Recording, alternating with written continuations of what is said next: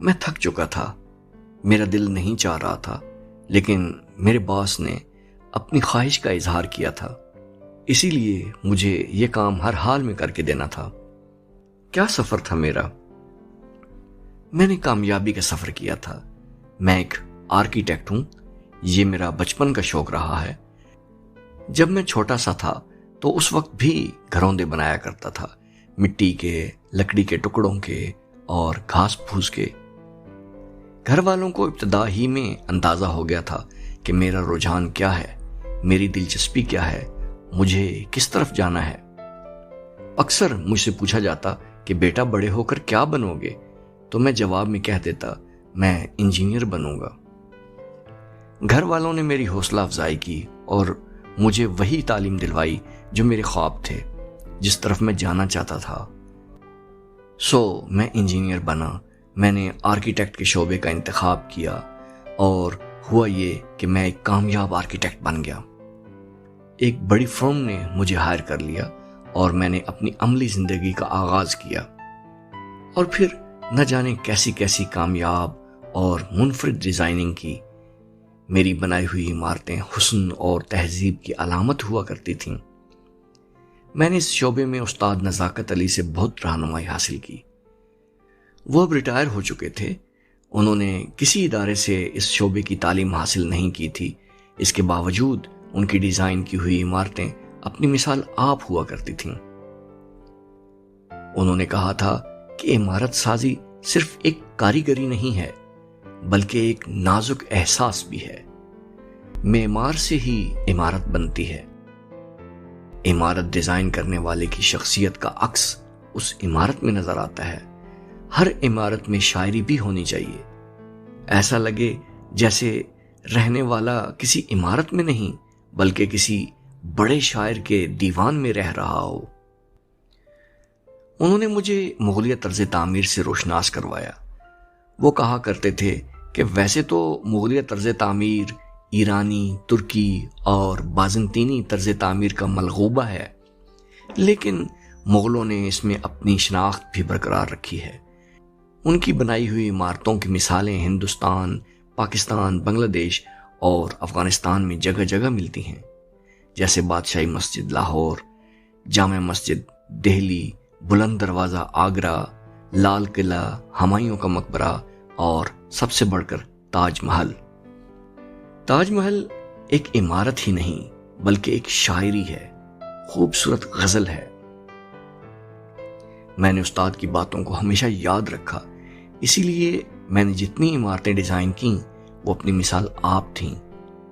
دیکھنے والے انہیں سراہے بغیر نہیں رہتے تھے۔ میں جس فرم میں کام کرتا تھا اس فرم کے مالکان بھی میرے کام سے بہت خوش تھے۔ وہ مجھے کسی قیمت پر بھی اپنی فرم سے جانے نہیں دیتے تھے، اگرچہ ایک دو بار مجھے بہت اچھی آفرز بھی آئیں، لیکن یا تو میں نے خود انکار کر دیا یا انہوں نے مجھے جانے نہیں دیا۔ اسی طرح زندگی گزر گئی۔ اب عرصہ ہو گیا تھا، 30 سال کم نہیں ہوتے۔ اس دوران یاد نہیں کہ میں نے کتنی عمارتیں ڈیزائن کی ہوں گی اور نہ جانے کیسے کیسے لوگ ان عمارتوں میں رہ رہے ہوں گے۔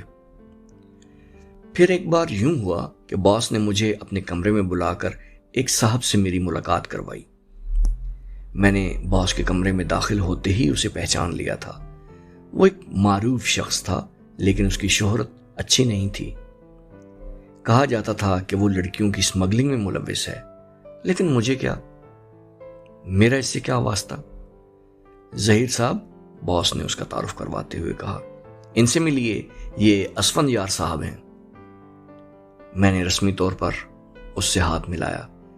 ظہیر صاحب، اسفند یار صاحب اپنی کوٹھی آپ سے ڈیزائن کروانا چاہتے ہیں۔ باس نے کہا، اسفند صاحب مجھ سے ہی کیوں؟ میں نے ان سے پوچھا۔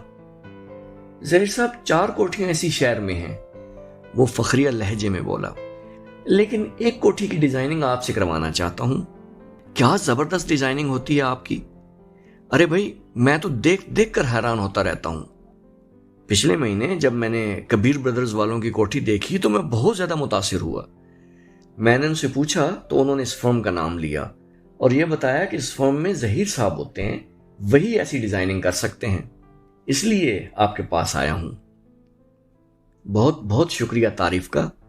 میں دل ہی دل میں بہت خوش ہوا۔ اپنی تعریف کسے بری لگتی ہے؟ ویسے بھی یہ میرا کام ہے۔ کام تو ہے، لیکن میرا کام ذرا دل لگا کر کرنا پڑے گا آپ کو، اس نے کہا۔ کیوں نہیں، لیکن میری ایک شرط ہوگی۔ ضرور ضرور، فرمائیں کیا شرط ہے؟ اسفند صاحب، میں کوٹھی ڈیزائننگ تو کرنا چاہتا ہوں، لیکن اس میں آرٹ کا پہلو بھی رکھتا ہوں۔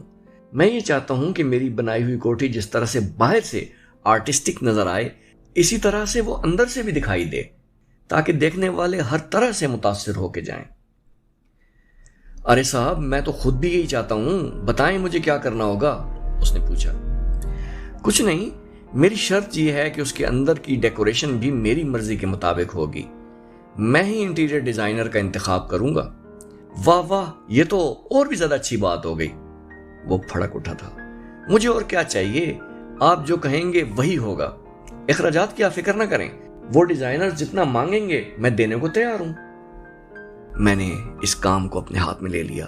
اس شخص کی کوٹھی 2 سال میں بن کر تیار ہو گئی تھی، لیکن کیا شاہکار بنی تھی۔ میرا خیال ہے کہ پورے علاقے میں اس کوٹھی کی دھوم مچی ہوئی تھی، لوگ اس کو دیکھنے آیا کرتے تھے۔ اس آدمی نے کام مکمل ہونے پر مجھے ایک گاڑی تحفے میں دی تھی۔ میرے دفتر والے بھی بہت خوش تھے۔ اس فرم کی شہرت اور بھی 2 چند ہو گئی تھی۔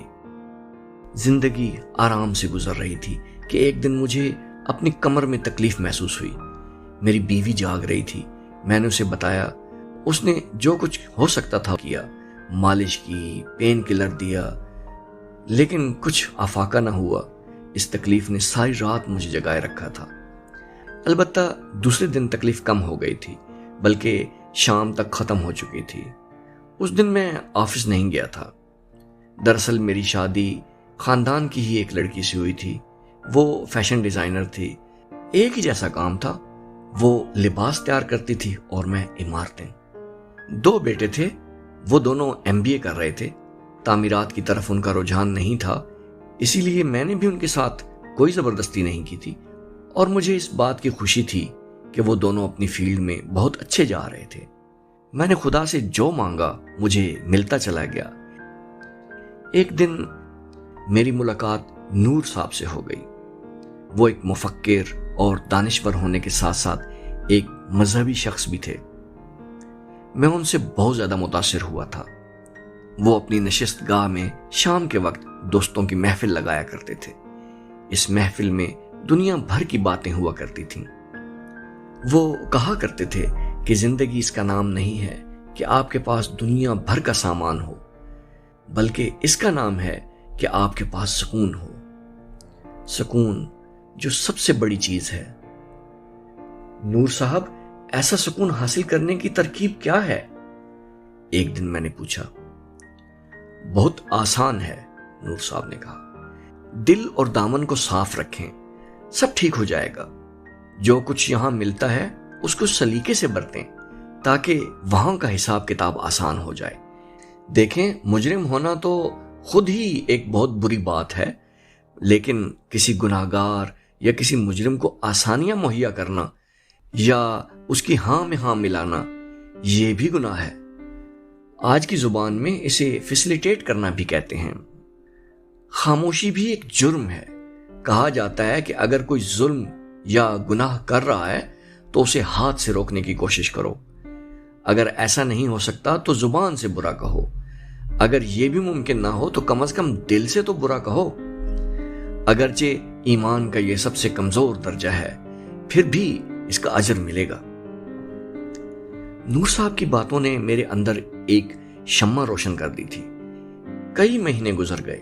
میں کام کرتے کرتے تھک چکا تھا، آرام کرنا چاہتا تھا۔ بہت کام کر لیا، اب خدا کی طرف دھیان لگانا چاہتا تھا۔ میں نے ایک دن اپنے باس سے اپنی خواہش کا اظہار کیا۔ باس، اب میں آرام کرنا چاہتا ہوں۔ کیا مطلب؟ بس کام کرتے کرتے تھک چکا ہوں، میں نے کہا۔ ایسا تو نہیں ہے کہ آپ نے کسی اور فرم کا انتخاب کر لیا ہو؟ باس نے پوچھا۔ ایسا کیسے ہو سکتا ہے سر؟ 30 سال آپ کے ساتھ رہا ہوں، اب کہیں اور جا کر کیا کام کرنا؟ میں نے کہا، بات صرف اتنی ہے کہ میں نے تھکن کو غالب کر لیا ہے، اب آرام کرنا چاہتا ہوں۔ چلیں، اگر ایسا ہے تو میں نہیں روکوں گا، خدا کرے کہ آپ کو سکون ملتا رہے، لیکن میری ایک آخری درخواست ہے۔ ارے سر، درخواست کہہ کر شرمندہ کیوں کر رہے ہیں؟ حکم کریں۔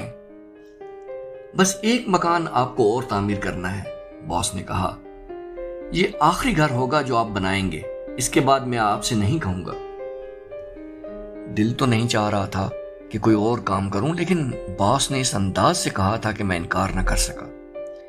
ویسے میں سمجھ گیا تھا کہ 2000 گز پر بننے والا شاندار مکان کس کا ہو سکتا ہے، کسی موٹے پیٹ والے سیٹھ یا کسی راشی افسر کا، یا کسی گناہ گار کا، کسی سود خور کا، یا کسی اسمگلر کا۔ عام آدمی بیچارہ 80 گز کا گھر بھی نہیں بنا سکتا۔ نور صاحب کی بات یاد آ گئی۔ انہوں نے کہا تھا کہ کسی گناہ گار کو فیسیلیٹیٹ کرنے والا بھی گناہ گار ہی ہوتا ہے۔ میں نے باس سے کہہ دیا، ٹھیک ہے سر، یہ مکان میں بنانے کو تیار ہوں۔ لیکن میں سوچ رہا تھا کہ کیسا مکان بنا کر دوں گا؟ ایسا مکان جس میں 100 طرح کی خامیاں ہوں، جس میں رہنے والا زندگی بھر بے سکون رہے۔ یہ سب میرے بائیں ہاتھ کا کام تھا۔ ایسی پیچیدگیاں پیدا کر دیتا کہ 2-4 سال بعد ہی اس میں رہنے والے کو نانی یاد آ جاتی۔ پیسوں کی کوئی کمی نہ تھی۔ 2 ہفتے بعد ہی کام شروع ہو گیا تھا۔ میں جو کچھ کر رہا تھا اس کی خبر میرے ساتھ کام کرنے والوں کو ہو ہی نہیں سکتی تھی۔ وہ سب تو میرا حکم ماننے والے لوگ تھے۔ ان میں اتنی صلاحیت ہی نہیں تھی کہ وہ کنسٹرکشن کی خامیوں کا اندازہ لگا سکتے۔ میں اپنے پروفیشن سے بددیانتی تو کر رہا تھا، لیکن دوسری طرف میں مطمئن بھی تھا۔ اس قسم کے لوگوں کے ساتھ ایسا ہی ہونا چاہیے، اس قسم کے لوگوں کے مکان ایسے ہی بننے چاہیے۔ میں نے 3 مہینوں کی محنت کے بعد مکان کھڑا کر دیا۔ اس کا ایلیویشن شاندار تھا، اس کی پلاننگ زوردار تھی، اس میں سب کچھ ایسے ہی تھا جس کی مجھ سے توقع کی جا سکتی تھی۔ مکان کی تکمیل کے بعد باس اور دوسرے لوگ اس کو دیکھنے آئے ہوئے تھے۔ سب نے مکان کی تعریف کی۔ میں نے باس سے کہا، سر، میں نے آپ کے کہنے پر آخری مکان تعمیر کر دیا ہے، اب مزید مجھ سے کام نہیں ہو پائے گا۔ ٹھیک ہے، اب میں بھی آپ سے کوئی اور کام نہیں کہوں گا، جائیں اور ایک پرسکون زندگی گزاریں۔ ہماری فرم آپ کے اعزاز میں اگلے ہفتے ایک الوداعیہ دے رہی ہے کانٹیننٹل ہوٹل میں، جس میں ہم آپ کو باقاعدہ رخصت کریں گے۔ ارے سر، اس کی کیا ضرورت ہے؟ میں نے کہا۔ ضرورت ہے کیونکہ یہ آپ کا حق ہے۔ میں نے اپنے گھر والوں کو جب یہ خبر سنائی تو وہ بھی بہت زیادہ خوش ہوئے۔ ہاں، یہ تو ہونا ہی چاہیے تھا، آپ ہی کی وجہ سے تو اس فرم کی شہرت تھی، ان کو تو اور بھی کچھ دینا چاہیے تھا۔ بہرحال اتنا ہی بہت ہے کہ اس دور میں کسی کے کام کو سراہا تو گیا۔ تقریب بہت شاندار تھی۔ شہر کے بہت سے معزز لوگ آئے ہوئے تھے۔ دفتر کے کچھ لوگوں نے میرے لیے تقریریں کیں، کچھ ہم پیشہ تھے جو میرے کام کو سراہ رہے تھے۔ آخر میں دفتر کا باس سٹیج پر آیا۔ اس نے مجھے کچھ بولنے کو کہا۔ میں نے سب کا شکریہ ادا کیا۔ عام طور پر اسی قسم کی باتیں ہوا کرتی ہیں۔ پھر باس نے ایک اعلان کیا، مجھے یہ کہنا ہے کہ ہم ظہیر صاحب کی خدمات کا کوئی صلہ تو نہیں دے سکتے، لیکن دفتر کی طرف سے ایک چھوٹا سا تحفہ ضرور دیا جا رہا ہے۔ امید ہے کہ ظہیر صاحب اس تحفے کو ضرور قبول کر لیں گے۔ اتنا کہہ کر باس نے میری طرف ایک چابی بڑھا دی۔ یہ کیا ہے سر؟ میں نے حیرت سے پوچھا۔ یہ اسی مکان کی چابی ہے جو مکان آپ نے ابھی بنایا ہے، باس نے کہا۔ ہم نے آپ کو اس لیے نہیں بتایا تھا کہ ہم سرپرائز دینا چاہتے تھے۔ وہ مکان ہم نے آپ کے لیے ہی بنوایا ہے، یہ رہی اس کی چابی۔ میں نے کانپتے ہاتھوں سے وہ چابی پکڑ لی۔ وہ میرا بنایا ہوا آخری گھر تھا، وہ گھر جس میں میں نے بے شمار خرابیاں رکھ دی تھیں۔